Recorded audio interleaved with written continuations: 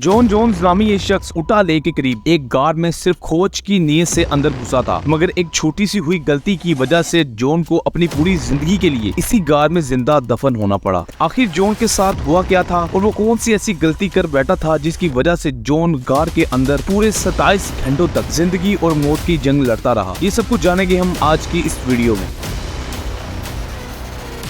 ये कहानी है 26 साला जॉन जोश की, जिसने अपनी जिंदगी के आखिरी 27 घंटे एक गार में गुजारे थे और इस केव का नाम नटी पटी था, जो कि उटा की साल्ट लेक सिटी के करीब काफी छोटी छोटी चट्टानों में मौजूद थी। इस गार को 1916 में डायरेक्ट ग्रीन नामी शख्स ने दरियाफ्त किया था। इसके बाद ये गार अपने तंग और टेढ़े मेढ़े रस्तों की वजह से काफी मशहूर हुई और सैकड़ों की तादाद में लोग हर साल यहाँ इस गार में अपना हुनर और किस्मत आजमाने आने लगे। इस केव में एंटर होने के लिए इन नौजवानों को सिर्फ एक ही रास्ते से गुजरना होता था, जो कि सिर्फ 30 इंच चौड़ा था। इस केव में हर साल 20,000 से भी ज्यादा लोग केव एक्सप्लोरेशन के लिए आते रहे, मगर इस केव में हुई कई हादसात की वजह से इस केव की सिक्योरिटी को लेकर कई सवालात उठाए गए। इन सब सवालात और सिक्योरिटी इश्यूज को देखते हुए 2006 में इस केव को बंद कर दिया गया। इस केव को बंद करते वक्त ये कहा गया कि नटी पटी केव एक टाइम बॉम्ब की तरह है, जो कि किसी भी वक्त किसी की जान ले सकती है। मगर प्रोफेशनल केवर्स का कहना था कि ये केव सिर्फ बिगनर्स के लिए बंद की जानी चाहिए, जो कि हादसा का शिकार बनते हैं, न कि प्रोफेशनल केवर्स के लिए। एक साल तक इस गार में किसी को भी जाने नहीं दिया गया, मगर 2007 में नए रूल्स के साथ इस गार को दोबारा रीओपन कर दिया गया और एक टीम बनाई गई जो कि पूरी रिसर्च के बाद ही इस शख्स को अंदर जाने देती थी, जिसका अच्छा खासा केव एक्सप्लोरेशन का एक्सपीरियंस हो। 24 नवंबर 2009 को 26 साल जॉन जोन्स अपनी टीम के साथ नटी पटी केव में दाखिल होता है। सब कुछ सही चल रहा था कि सडनली जॉन जोन्स और इसके दो साथी बहुत ही difficult passage the birth canal में जाने का चैलेंज करते हैं। ये केव का वो हिस्सा था जो कि इतना तंग था कि सिर्फ कुछ लोग ही इसके पास जा सके थे, मगर यहीं पे जॉन अपनी जिंदगी की सबसे बड़ी गलती कर देता है, जिसके बाद जॉन जिंदगी और मौत की जंग में पड़ जाता है। जॉन को लग रहा था कि वो बर्थ केनाल में जा रहा था, मगर असल में वो गार के दूसरे हिस्से शो क्रू में जा रहा था। आगे बढ़ते बढ़ते जॉन गार के और तंग हिस्से में चला जाता है, सिर्फ इसी उम्मीद में कि वो गार के अगले खुले हिस्से से वापस मुड़ जाएगा। आगे बढ़ते बढ़ते जोश एक बहुत ही तंग रास्ते में पहुंच जाता है और गार में नीचे की तरफ स्लाइड होकर गिर जाता है। ये इस केव का एंड पॉइंट था, जहां से जोश का अपने हाथ हिलाना भी लगभग नामुमकिन था। और हुआ भी कुछ ऐसा, जॉन इस गार में सर के बल नीचे की तरफ फंस चुका था। अब जॉन का सर नीचे और इसकी टांगे ऊपर की तरफ थी, यानी कि जोश एक ऐसी पोजीशन में फंस गया था जहां से जोश का किसी मदद के बगैर बाहर निकलना नामुमकिन था। इस वक्त पर आकर जॉन ने अपने भाई को आवाज दी और कुछ मिनटों के बाद जोश वहां आया। इसे ये देखकर तो पहले अपने भाई पर काफी हंसी आई, मगर जब इसे पता चला कि इसके भाई का यहाँ से निकलना काफी मुश्किल है, तो जोश के जैसे